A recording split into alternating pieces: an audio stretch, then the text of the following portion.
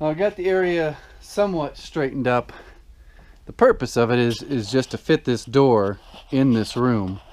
So I got the lathe and the sander and the miter saw all moved so that the door can go all the way back to the wall. Got the front overhead door cleaned up so that I can open it. Got my door supported by cardboard boxes. Underneath here is a bunch of cardboard, this side and that side, and that's just to reduce any sort of scratches or dents or dings when pushing it through the saw. There's no way around it. I am going to do repairs, or touch-ups rather, once I get there.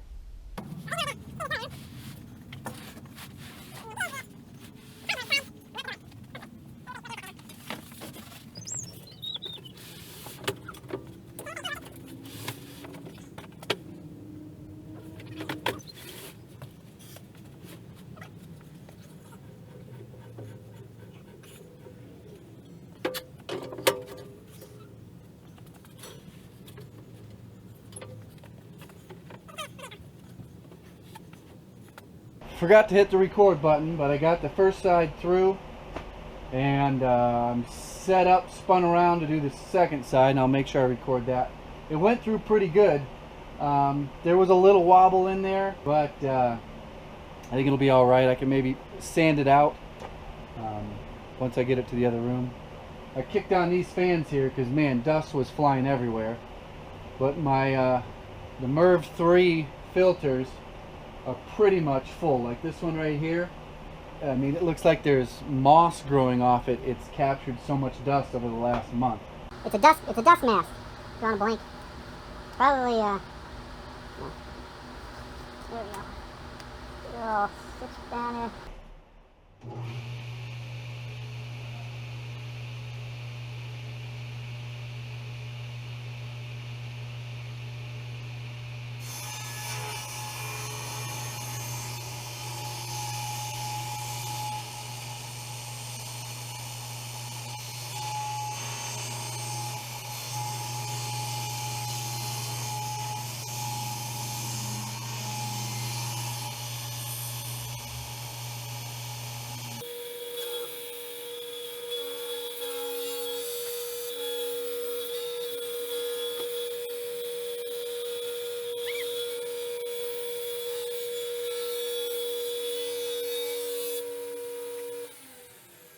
So that one went through like perfect. So I think what I'm going to do is flip it around, put this good side up against the fence, and take off a 1/16 of the side that didn't go so straight through it.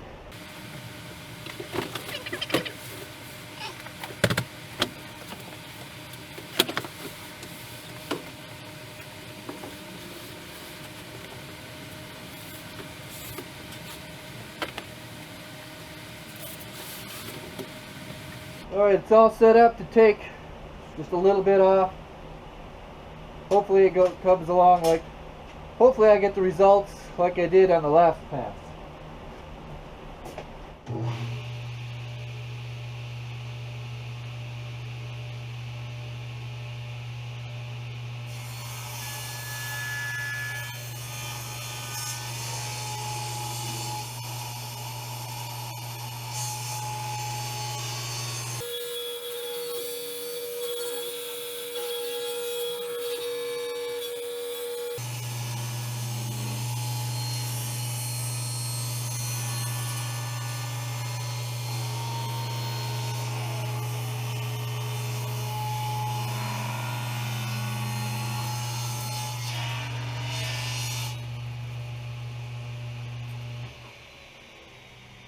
See this part here?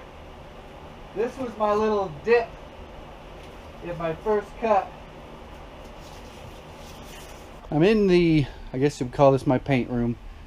Just another room where I can set up, and got kind of a downdraft there, and I've got a window over there where fans blowing in.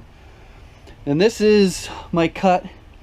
Not too bad. There's a slight bobble there and a little bit right there. But overall, it's real straight. Not that you're going to be able to pick this up on the camera, but there's not. And I think the GoPro also skews the side of the screen a little bit. But this is the face that was down that I was sliding on the saw and the table. And when I flipped it over, I was fully expecting to have to do, you know, a lot of touch-ups.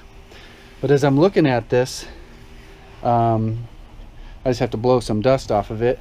It doesn't appear that there is any scratches or anything that needs to be touched up at all. I'll still go over the entire thing before I leave to take it there, and I'm going to bring all the necessary touch-up stuff for once I get it installed.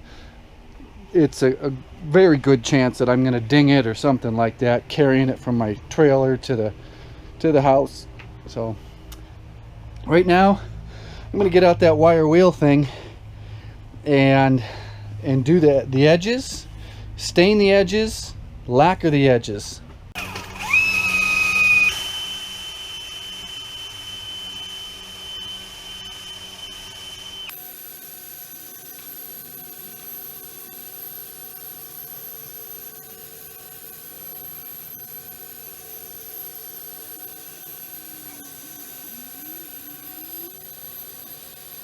One thing I got to do before I stain and lacquer the sides is I need to cut a groove in the bottom of the door, and that is where there's a guide that gets screwed down onto the floor and goes up in here and prevents the door from wobbling or like sagging into the wall. The way I'm going to do that is with a trim router and a guide. But first, I'm just going to take some painter's tape, put over the top so that I don't scratch the surface when I'm using the router.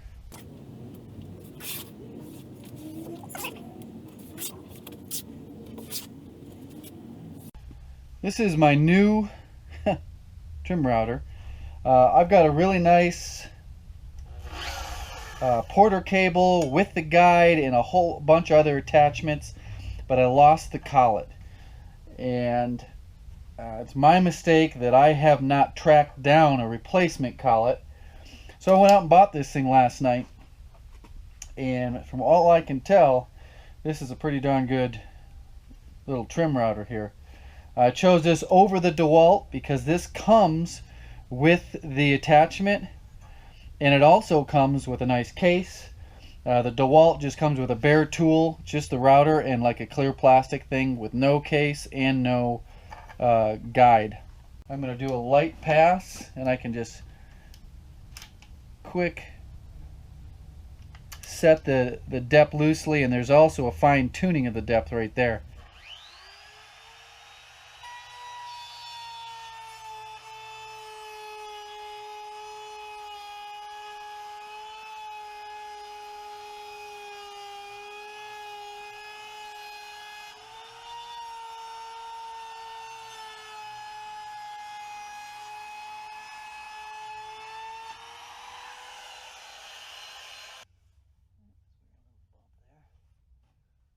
So cut through that real easy.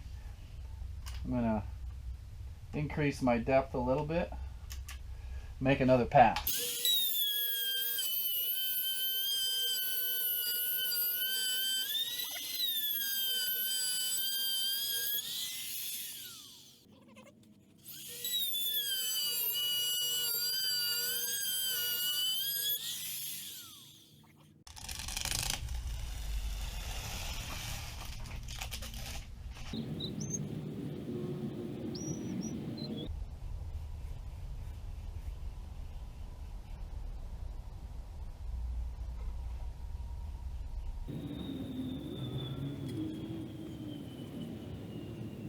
Here's a close-up of the edge here.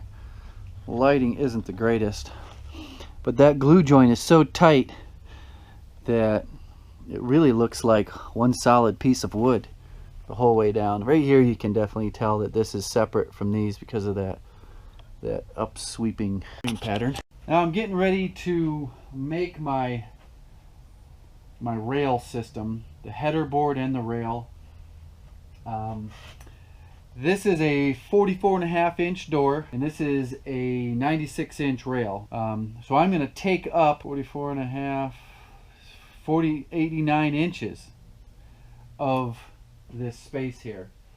So that leaves me with 7 inches leeway, and that's not enough room, not enough flexibility to use this rail floating around to find the 16 inches on center. That's kind of the common issue you run into, especially on an oversized door. Now if you only had a 36-inch opening and you made a 42-inch door, that would give you more adjustability to get these holes and these standoffs here to line up on a stud. But since that's not going to happen, the solution is you make a header board.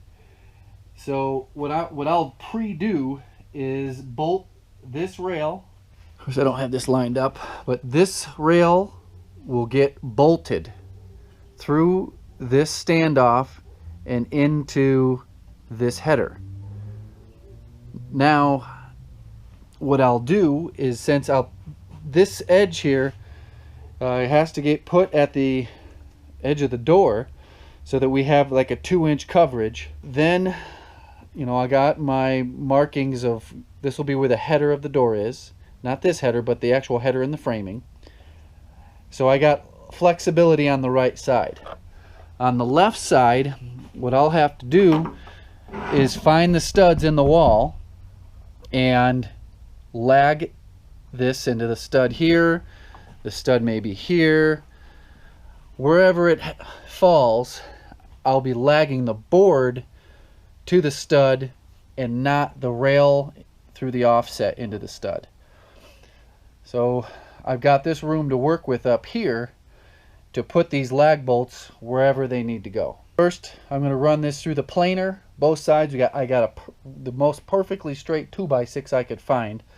But I'm going to run both sides through the planer, through the joiner, get everything cleaned up. You can see down here it's a little scraggly, but overall this is a very, very straight 2x6, even though it looks like it's got a tiny little twist, but we'll get that all straightened out. I will also be using the wire brush on this, the wire wheel, and staining it and lacquering it for the finished look. So it'll be easy for me to, I'm going to have this whole thing already built. Take this all as one assembly to the house, and then all I have to do is lag this board to the wall and then hang the door, put the stops on and the floor guide, and get paid.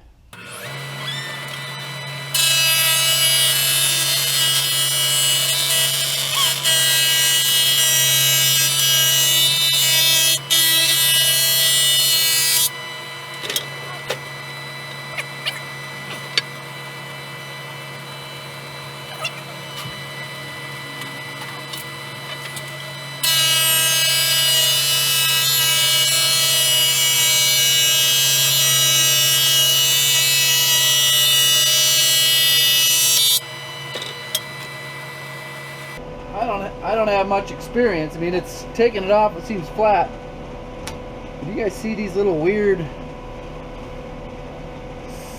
marks? Not sure what that means. I'm going to put it through one more time.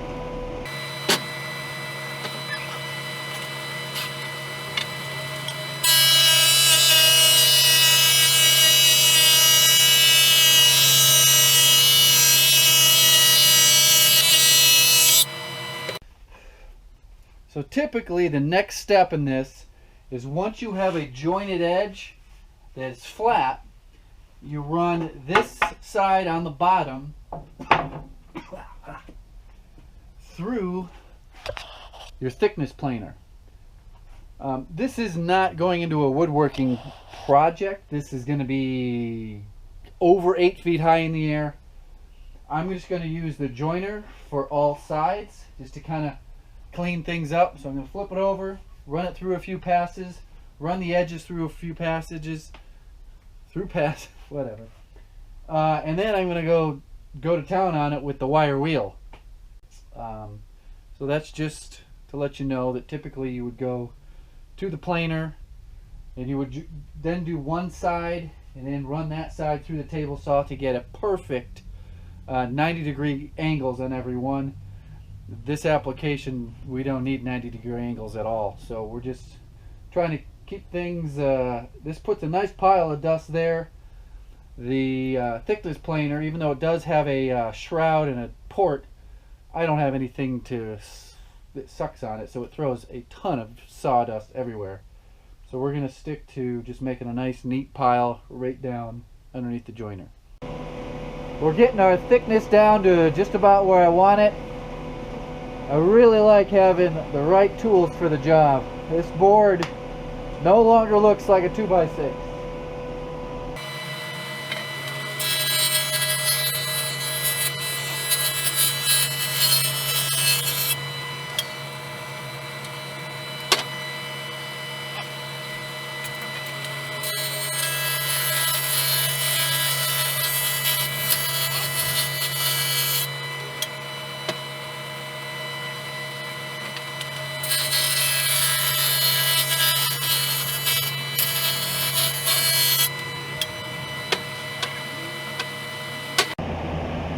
I actually just took this filter outside 15 minutes ago and completely blew it off with my air compressor nozzle. And let me unplug this. You can see how much it's sucking in. Look at all that dust. Not sure how well the camera is going to pick this up, but this would have been floating around the air. This is really fine dust. Being able to have a mobile one along with these two up here and the one over there, the mobile one, being able to set it up wherever I need it, whether I'm sanding or using that distressing weathering tool. I mean, look at all that dust. It's a great addition to the workshop.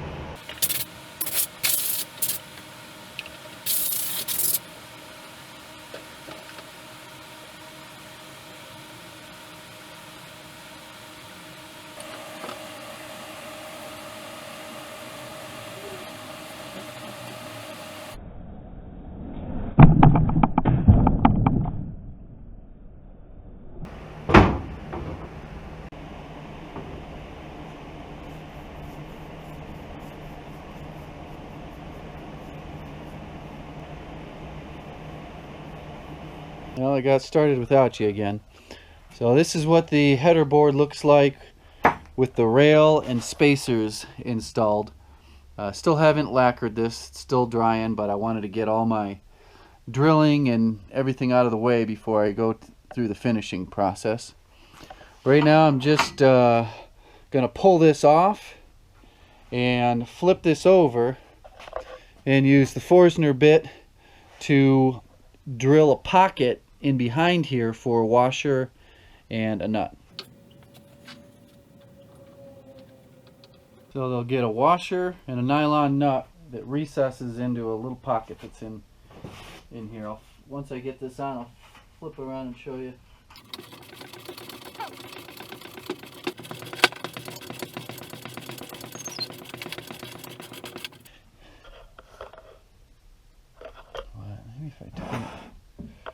I tossed and turned till like 3 o'clock in the morning trying to come up with this configuration, and it looks great. I think it's going to work fine. It'll be a challenge to get this thing mounted by myself, but this is what the backside looks like. You can see the pocket with a washer, and this has the nylon nut on all of them as they go down. These are metric screws and they don't come in inches, and I needed 3 inches, so you can see that they're a little bit proud of the wood, the board. So I'll go one by one and zip these off with an angle grinder, and then when I back the nut out, it'll clean up the threads so that they can rethread when it's time for final assembly.